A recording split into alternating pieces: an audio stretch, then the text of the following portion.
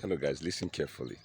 You'll hear some tingling sounds, like something metallic hitting bottles. Yes.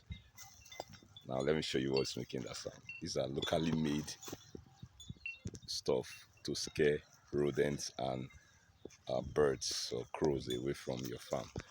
And they are very, very effective. You see, once the wind blows, the pan on that rotates, it's attached to a nail, it hits the bottle, and those sounds are made. They are very effective, especially at night, to scare away rodents from picking the seeds that you have planted. So it's been effective for me. I'll show us how it is done from start to finish. So this is our local way of preventing rodents. Thanks for watching, and God bless.